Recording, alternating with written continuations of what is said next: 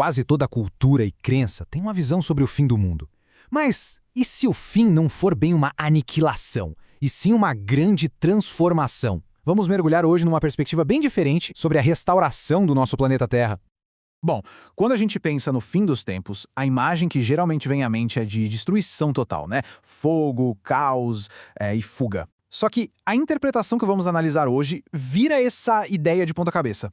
Essa é a visão mais popular, né?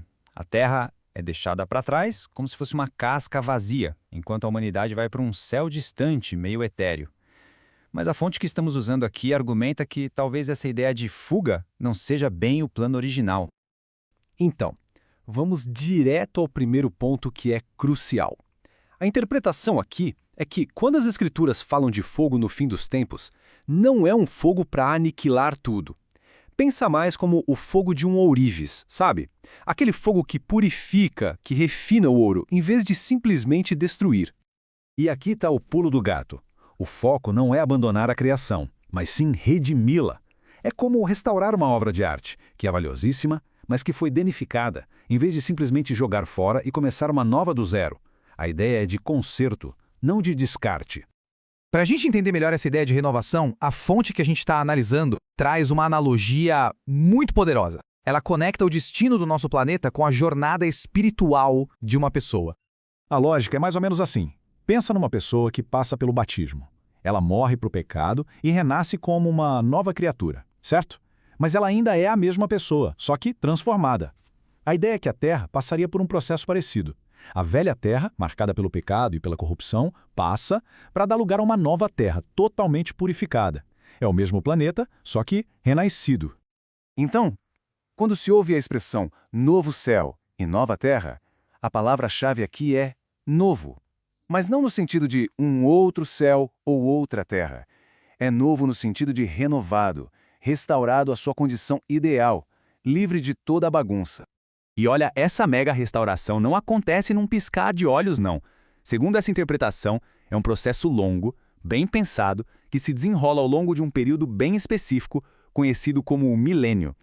Essa linha do tempo ajuda a gente a visualizar como isso aconteceria. Tudo começa com o retorno de Cristo e a prisão de Satanás. Daí inicia-se um reinado de 1000 anos focado em curar o planeta. E um detalhe importante, durante esse tempo, as nações continuam existindo, não é uma terra vazia. No fim, depois de um último teste e do juízo final, aí sim a nova terra é estabelecida para sempre. É uma restauração gradual, não um evento de um dia para o outro. E essa ideia de que as nações continuam a existir ganha força com passagens como essa, de Zacarias. A imagem de pessoas de vários lugares subindo ano após ano para adorar não combina muito com a teoria de uma terra vazia e destruída, né? Pelo contrário, sugere que a vida humana, as culturas, continuam num contexto totalmente novo de paz. Mas essa era de paz e restauração de 1000 anos não termina assim, sem mais nem menos. A fonte descreve um último teste, um confronto final, antes que a paz eterna se estabeleça de vez. O livro de Apocalipse descreve essa sequência de eventos bem aqui. Depois dos 1000 anos, Satanás é solto por um tempinho e consegue enganar algumas nações juntando um exército para uma última rebelião. Só que a batalha é bem curta, fogo desce do céu e o mal é derrotado de forma definitiva, para sempre. É tipo a purga final que prepara o terreno para a perfeição. Ok, com o mal finalmente fora do caminho para sempre, o palco está pronto para o grande final. E aí, o que acontece nessa terra purificada? Onde que o céu entra nessa história toda? É nesse ponto que acontece o tal do juízo final. A interpretação é que todo mundo que já viveu é ressuscitado para ser julgado. É o grande acerto de contas da história humana, o momento que define o destino eterno de cada um.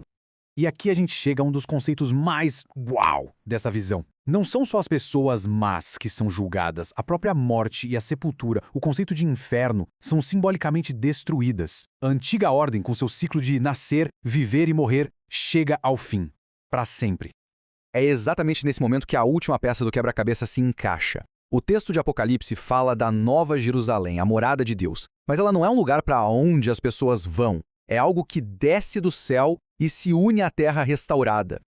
Cara, isso inverte completamente a nossa expectativa, né? Em vez da humanidade ir para o céu vem para a terra. A casa de Deus e a casa da humanidade se tornam uma só, aqui mesmo, neste nosso planeta. só que agora redimido e perfeito. E essa promessa de Apocalipse é o resultado final de todo esse processo. A restauração não é só uma coisa cósmica, geológica, é algo profundamente pessoal. É o fim da morte, da dor, do luto. É o fim de todo o sofrimento que a gente conhece. Isso tudo deixa a gente com uma pergunta bem forte para refletir, né? Se o plano divino não é uma fuga, mas a redenção completa do mundo físico, como é que isso muda a nossa percepção sobre o valor do mundo em que a gente vive hoje? É uma visão que transforma o fim não num ponto final, mas num recomeço glorioso.